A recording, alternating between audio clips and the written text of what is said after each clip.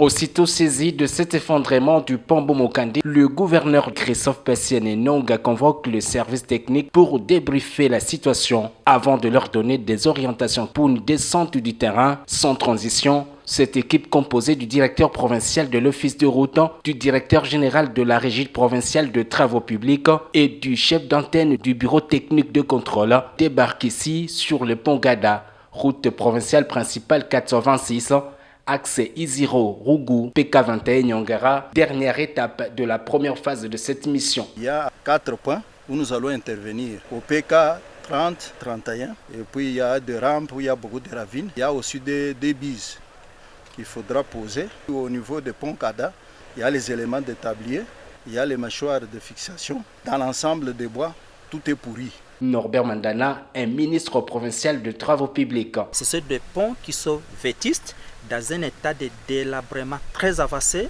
Donc si nous ne faisons pas attention, nous risquons de les faire effondrer encore une fois de plus. Il faudra vraiment qu'on puisse réduire le tonnage au maximum.